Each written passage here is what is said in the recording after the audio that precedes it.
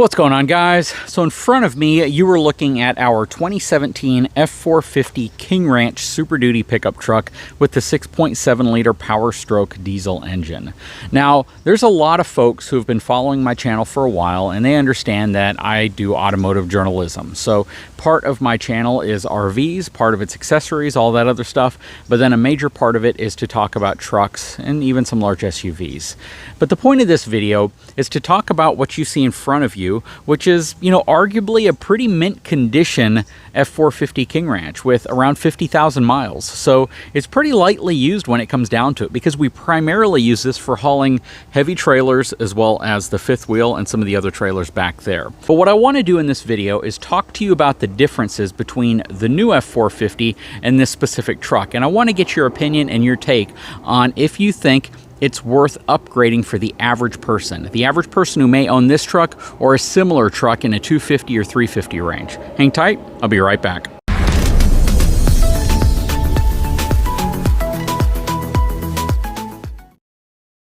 Okay, so when this truck debuted in 2017, it was a huge departure from the 2016 model before it, which ran from 2011 through 2016.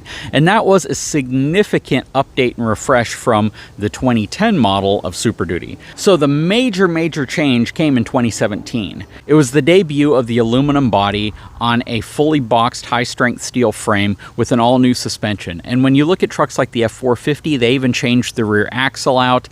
There were a lot of significant changes to the truck. Now, a lot of folks have seen and followed how I plan on getting an F450, a 2023 model F450, or possibly 24 model, depending on when my build actually comes through. And they want to know if the differences between this truck and the 2023, which arguably look pretty dang similar. When you see them from about 100 yards away, they look pretty similar, if it's worth upgrading. So what I want to do here in this video is I want to talk about my truck, what I love about it, the things that are great about it, the technology and mechanical portions of it, and then talk to you about the upgrades in 2023. Okay, so I think the most appropriate starting point here is to talk about the engine, talk about some of the changes.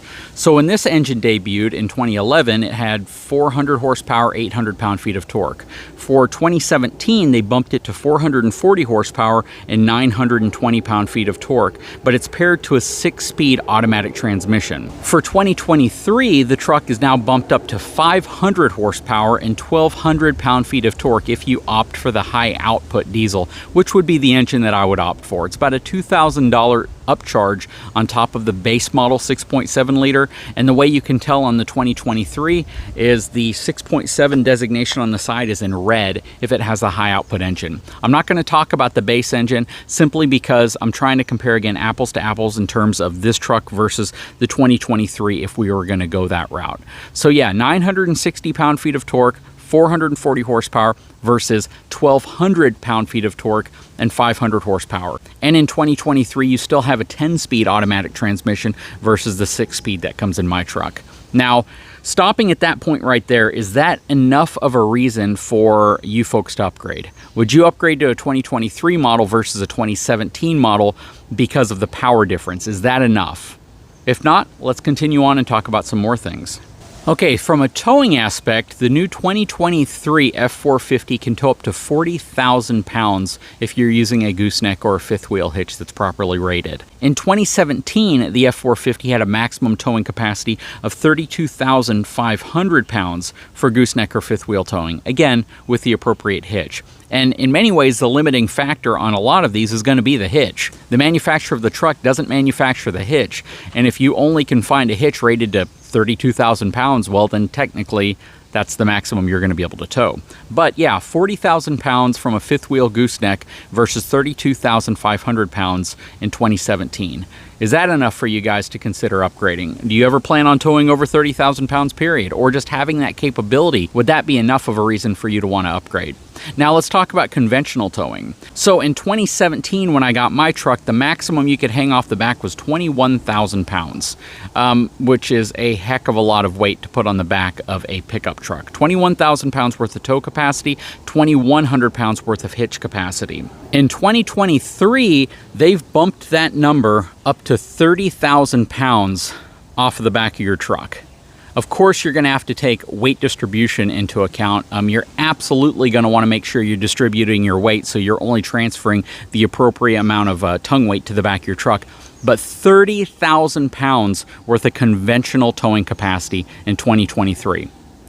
Are those numbers enough, coupled with the horsepower and torque, to sway you over? Or is that all you need to hear? Because if you're looking at upgrading the truck, aside from just having the newest truck that's out there, do the specs matter that much? Because from my perspective, when I look at my truck and its capabilities, they far exceed most other trucks' capabilities that are on the road. So you already have a crazy high towing platform with a ton of power. Do you really want to bump up to 500 horsepower, 1,200 pound-feet of torque, 30,000 pounds of conventional towing capacity, and 40,000 pounds of fifth-wheel gooseneck towing capacity? Does that matter enough to you, and is that the reason why you're upgrading?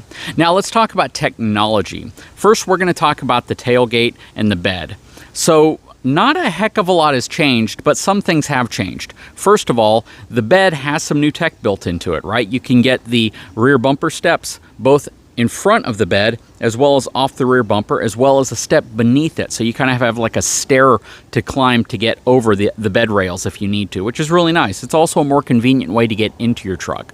You can get Pro Power Assist on the back, which is 2,000 watts of inverted power, so you can use that to run power tools and all sorts of other things. Also, they've lowered the step on the back whenever you deploy it by about 2 inches, so it gives you a little bit more ease whenever you're climbing into the bed of your truck. They give you an auto up feature for your tailgate now as well, so your tailgate can automatically lift up. And again, a lot of these are options, and you're only going to find a lot of these on your higher trim vehicles, but they're things that some people may want to consider. These could be determination factors on if you upgrade to a 2023 truck or you keep your 2017 through arguably 2021 truck, even though there were some big changes in 2021. But that said, are those enough for you to say, okay, you combine the horsepower, the torque, the towing capability, along with the ease of accessing the bed, the Pro Power Assist on the back, the automatic tailgate up feature, is that enough for you to want to upgrade to this new truck? Now, while we're back here, let's talk about a few other little things. So if you properly spec out your truck, you can get a rear onboard bed scale, essentially a feature that lets you know how close to maximum capacity you are. It can also help with understanding weight and balance and understanding where you need to position weight on a trailer to properly transfer the correct amount to the back of your truck. That technology, coupled with the fact that you can get trailering assistance to where the truck can actually back up to a trailer and help you couple the trailer. Also, the ability for you to back up your trailer with a little knob. Now, that feature's been around for a while, but it is something that is on the newest version of Super Duty that was not on the 2017 when it first came out. So, a lot of towing technology that goes with some massive capabilities in terms of payload capacity, in terms of towing capacity, horsepower, and torque.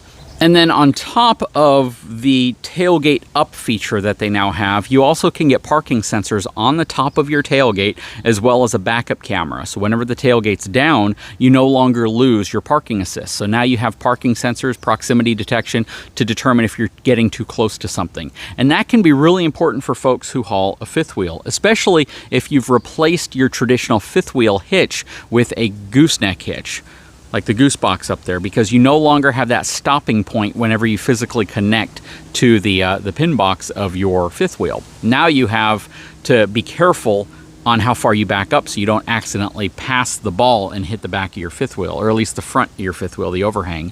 And the parking sensors and cameras can both certainly help in that area as well. I think the one camera angle that's missing is they should have a side view camera. I installed one in my truck, which looks in the bed right down at the side of where the ball is, and that lets me know exactly when I'm positioned over the ball. That camera comes in incredibly helpful. But you get one additional camera OEM, and that's the camera that's on the tailgate. Okay, so I've opened the door and you're looking into the cab of my truck. King Ranch interior, a lot of differences in terms of the interior. The seats now have a really cool feature. You can get this optional fully reclining feature where the seat will essentially lay completely flat in case you need to take a nap while you're pulled over at a rest stop or you're taking a break. It has some really cool massaging features that go well above and beyond the massaging that was offered in 2017, which is actually a pretty dang good system in itself. In terms of the dash layout, it is a full LED screen now. You have a much larger infotainment system up front. And yeah, there's a lot of towing features built into the 2017, but 2023 just got tons more. So many different safety features to make sure that you're hitched up properly, that you're checking, you know, the maintenance on your trailers, that you have so much more information going on with your trailers. It feeds you so much more information that just wasn't available in 2017. And all of that technology, whenever you combine this thing into one package, you realize that it's a really different truck. For 2023, the truck has changed dramatically. It's hard to say that there's really anything that's a carryover except for some of the main frame components. Everything else is pretty much completely new. And they've done so much with the truck. If you ask somebody, is it worth upgrading to a 2023? For a lot of people, it won't be. For a lot of people, having the features and technology that became available in 2017 were game-changing and groundbreaking enough that you really didn't need to upgrade. You don't really see the need. For me, I don't need to. I love driving this truck. This is an amazing truck to drive. It's a very capable truck. It looks amazing from the outside. Arguably speaking, if it were just the outside that had changed, I wouldn't upgrade the truck. If they didn't add all the technology that they've added and all the capability, I wouldn't upgrade the truck. If I weren't a journalist, I wouldn't upgrade the truck. So whenever I look at the reasons why I'm upgrading the truck is because I'm taking a look at the entire package. There's enough stuff to create content on, to talk about for quite some time, and to demonstrate and how it works and how it's capable of towing with that increased horsepower and torque. But for you, the viewer of the channel that's watching this, the person that's on the fence about upgrading, is it enough for you to say, yeah, I want to spend this much more money to upgrade? When I bought this truck, it had an MSRP of $96,000. Yep, 96 grand. To upgrade to my new truck, the Platinum that I ordered, it's about $110,000. So it's about $14,000 more than what I paid for this truck. Now, for some folks, that inflation isn't huge. It's a huge upgrade, it's a big price difference, but my truck's paid off.